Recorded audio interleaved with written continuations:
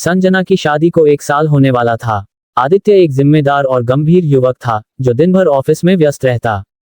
संजना अब अपने नए घर में रह रही थी जहां उसकी सास निर्मला जी हर चीज पर नजर रखती थी। निर्मला जी की सख्ती घर की पहचान थी।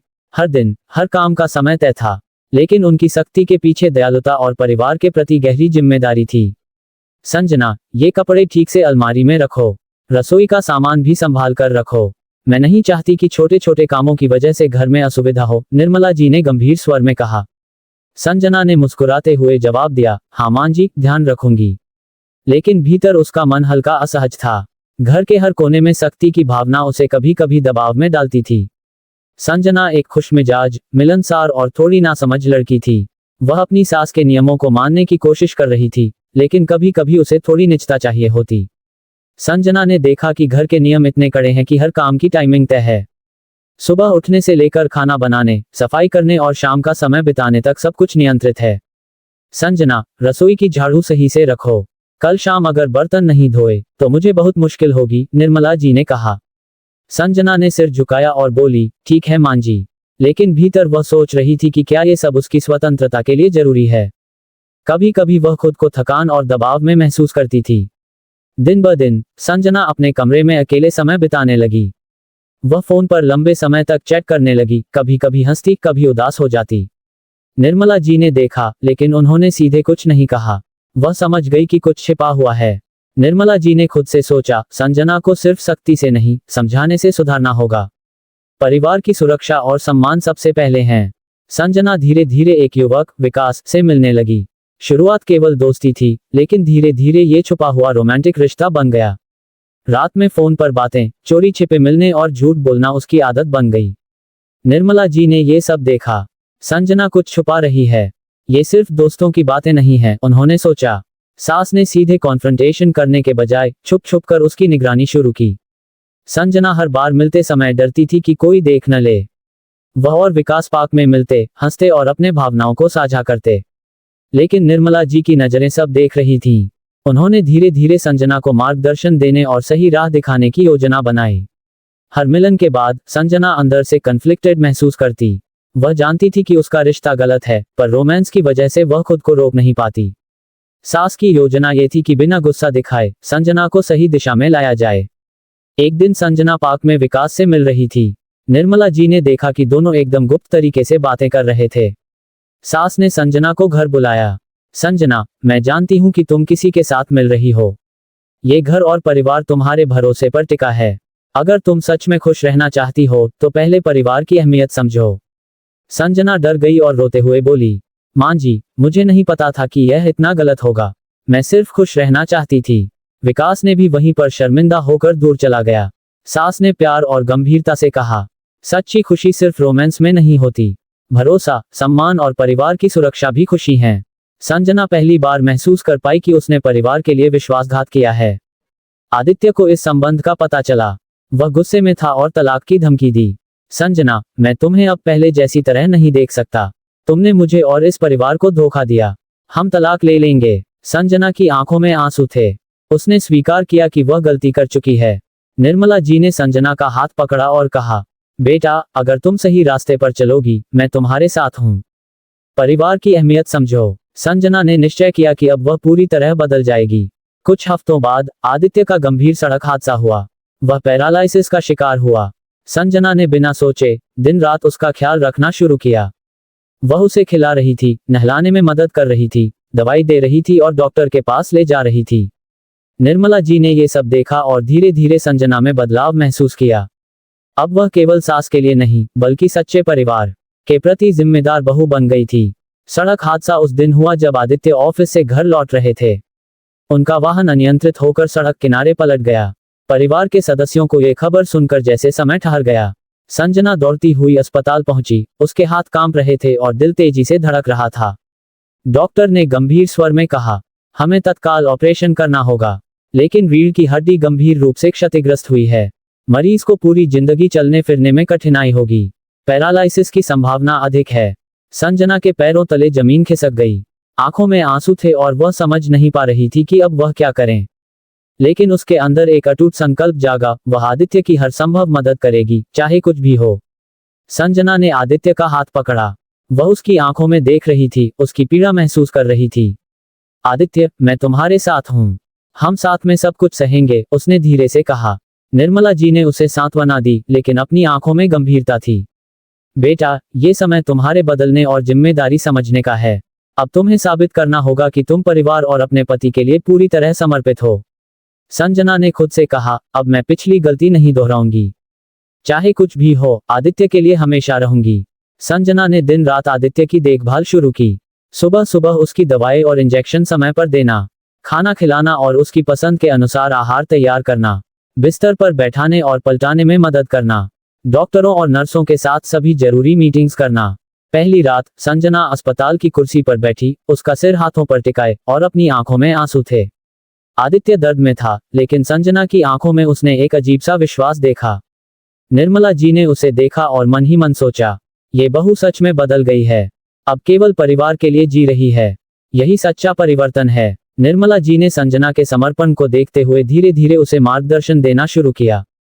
संजना, जब तुम उसका ध्यान रखो तो उसे केवल फिजिकल मदद ही नहीं, बल्कि मानसिक समर्थन भी दो। उसे यह विश्वास दिलाओ कि तुम हमेशा उसके साथ हो। संजना ने सिर हिलाया। उसने महसूस किया कि सच्चा प्यार केवल रोमांस में नहीं, बल्कि समर्पण और जिम्मेदारी में होता है। कुछ हफ्तों तक आदित्य का मन लगातार टूटता रहा। वह अपने हालात से परेशान था और कभी कभी संजना से गुस्सा करता। संजना, तुमने मेरा विश्वास तोड़ दिया। अब तुमसे क्या उम्मीद रखूं? उसने एक दिन कहा। संजना ने रोते हुए कहा, आदित्य, मैं जानती हूं कि मैंने गलती की, लेकिन अब मैं पूरी तरह बदल गई हूं।